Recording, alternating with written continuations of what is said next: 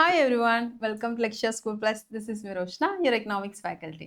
നമുക്കിന്ന് ഷോർട്ട് ആയിട്ട് സിമ്പിൾ ആയിട്ട് ആവറേജ് റവന്യൂ എന്താണെന്ന് നമുക്കൊന്ന് മനസ്സിലാക്കാൻ ശ്രമിച്ചാലോ. പെർഫെക്റ്റ് കോമ്പറ്റീഷൻ മാർക്കറ്റ് സ്ട്രക്ചറിൽ വരുന്ന ആവറേജ് റവന്യൂ. സോ നമുക്കറിയാം ടോട്ടൽ റവന്യൂ ഏതൊരു സിറ്റുവേഷൻ ആണെങ്കിലും നമ്മൾ ടോട്ടൽ റവന്യൂ എങ്ങനെ കാൽക്കുലേറ്റ് ചെയ്യും? നമ്മൾ ഏത് പ്രൈസിനാണോ സെല് ചെയ്യുന്നത് ഇൻറ്റു എത്ര ക്വാണ്ടിറ്റി സെയിൽ ചെയ്യുന്നു അല്ലേ? ഇങ്ങനെയാണ് നമ്മൾ ടോട്ടൽ റവന്യൂ കാൽക്കുലേറ്റ് ചെയ്യുന്നത്. സോ ആവറേജ് റവന്യൂ എങ്ങനെ കാൽക്കുലേറ്റ് ചെയ്യാം നമുക്ക്? ഇത് ടോട്ടൽ റവന്യൂ ആണ്. So total revenue divided by quantity ആയിരിക്കില്ലേ നമുക്ക് ആവറേജ് റവന്യൂ എന്ന് പറയുന്നത്. So total revenue divide by quantity ആണ് നോർമലി നമ്മൾ ആവറേജ് റവന്യൂ കാൽക്കുലേറ്റ് ചെയ്യാൻ യൂസ് ചെയ്യുന്നത്. ഇനി ഈ ഇക്വേഷനിൽ നമുക്ക് ടോട്ടൽ റവന്യൂക്ക് പകരം നമ്മൾ ടോട്ടൽ റവന്യൂയുടെ ഇക്വേഷനെ മാറ്റി കഴിഞ്ഞാൽ P into Q divided by Q ആയിരിക്കും നമ്മുടെ ആവറേജ് റവന്യൂ വരുന്നത് അല്ലേ.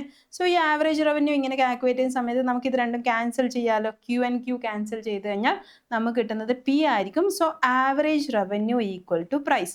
നമ്മൾ ഏത് പ്രൈസിനാണോ സെല് ചെയ്യുന്നത് അത് തന്നെയായിരിക്കും ഒരു പെർഫെക്റ്റ് കോമ്പറ്റീഷൻ മാർക്കറ്റ് സ്ട്രക്ചറിൽ വരുന്ന ആവറേജ് റവന്യൂ. എന്തുകൊണ്ടാണ്? നമുക്ക് പ്രൈസ് ഫിക്സ്ഡ് ആണ് അല്ലേ. ഇവിടെ മാർക്കറ്റിൽ പ്രൈസ് ടേക്കേഴ്സ് ആണ് ഫേംസ്. സോ പ്രൈസ് നമുക്ക് ഡിസൈഡ് ചെയ്യാൻ പറ്റില്ല. അതുകൊണ്ട് തന്നെ നമ്മുടെ average revenue will be equal to price.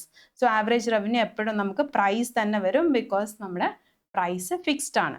ഇനി പ്രൈസ് ലൈൻ നമ്മൾ വരക്കുകയാണെങ്കിൽ, ആവറേജ് റവന്യൂ കർവ് വരക്കുകയാണെങ്കിൽ നമുക്കൊരു സ്ട്രെയിറ്റ് ലൈൻ ആയിരിക്കും, ഒരു ഹൊറിസോണ്ടൽ ലൈൻ ആയിരിക്കും വരുന്നത്.